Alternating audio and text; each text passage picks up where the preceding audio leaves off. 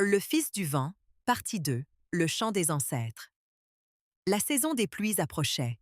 Dans le village de Kpessi, les nuages se formaient comme de grandes montagnes sombres. Les anciens disaient que cette année, les pluies seraient différentes, plus violentes, plus imprévisibles. Depuis son retour, Kémy vivait avec une étrange sensation. Le vent ne lui parlait plus seulement. Il l'appelait. Chaque nuit, quand tout le monde dormait, une brise entrait doucement par sa fenêtre. Elle tournait autour de lui comme un ami impatient, et Kémy sentait son cœur battre au même rythme que le souffle de la nature. Sa mère, inquiète, lui dit un matin: Kémy, tu te réveilles fatigué. Tu voyages trop dans tes rêves. Ton père aussi avait ces signes avant que tout ne commence. Mais Kémy ne savait pas comment lui dire que ce n'était pas des rêves. Le message du vent. Une nuit, le vent devint plus insistant. Il ne tournait plus autour de Kémy. Il le poussait, comme une main invisible qui voulait le guider. Alors il se leva, sortit de la maison et marcha jusqu'au vieux baobab au centre du village. L'arbre géant semblait respirer sous la lumière de la lune. Le vent se fit soudain si froid que Kémy frissonna.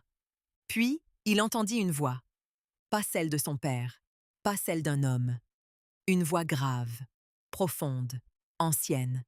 Gardien du vent, écoute! Kémy ouvrit grand les yeux. Qui êtes-vous? Nous sommes les anciens, ceux qui ont veillé avant ton père, avant son père, avant les premiers villages. Le vent est en danger. Et toi, tu dois choisir. Kémy déglutit. Choisir quoi? Sauver ton peuple ou protéger l'esprit du vent. Tu ne peux pas faire les deux. Un silence lourd tomba. Kémy sentit la peur lui couper le souffle. Je ne peux pas abandonner mon village. La voix se fit plus grave.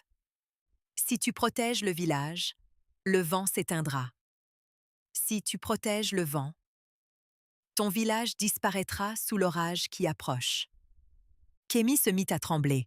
Pourquoi moi? Je ne suis qu'un garçon. Le vent se radoucit. Parce que ton père a choisi avant toi, et son choix a créé un équilibre fragile, qui s'effondre aujourd'hui.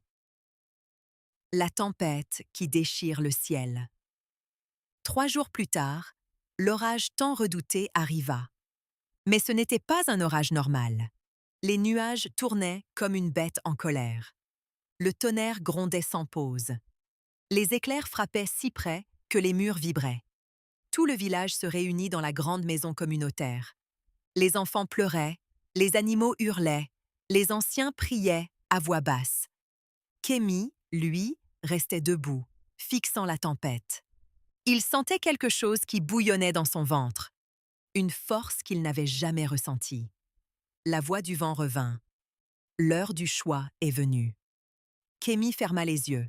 Son cœur se déchirait. Sauver le vent. C'était respecter le sacrifice de son père. Sauver le village. C'était sauver tout ce qu'il aimait. Une larme glissa sur sa joue.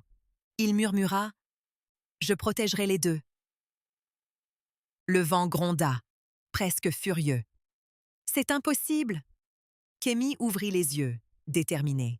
« Si mon père a donné sa vie, alors je donnerai ma force. » Réveil du gardien. Kémy sortit sous la pluie. Le tonnerre explosa, mais il n'avait plus peur. Il leva les mains vers le ciel, et le vent vint à lui. Pas doucement cette fois, comme un torrent, un animal, une énergie vivante. Le vent tourna autour de lui, formant un tourbillon lumineux. Les éclairs se fixèrent sur lui, comme s'il devenait un aimant. Dans le tourbillon, une silhouette apparut. Son père. « Kémy, qu'est-ce que tu fais ?» Le garçon pleurait. « Papa, je ne veux pas choisir. Je veux sauver tout le monde. Aide-moi. » Son père posa une main transparente sur sa poitrine.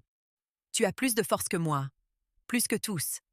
Tu es né pour ça. » Le vent hurla autour d'eux. Les éclairs tombèrent, puis s'arrêtèrent, suspendus dans l'air. La tempête recula comme une bête domptée. Les nuages s'ouvrirent, la pluie cessa. Le silence retomba. Le village entier sortit et vit Kémy debout, le vent tournant doucement autour de lui comme une couronne invisible. Sa mère tomba à genoux en le voyant. Un nouveau destin. Les anciens se réunirent. Ils savaient ce que cela signifiait. Kémi n'était plus seulement le fils d'un gardien. Il était devenu un pont entre les hommes et les esprits, un protecteur né d'un sacrifice et d'un choix impossible. On le nomma ce jour-là « celui qui parle au vent ». Mais Kémi savait au fond de lui que ce n'était que le début. Le vent avait été sauvé, le village aussi. Mais tant que les esprits parlaient, un gardien ne pouvait jamais vraiment se reposer.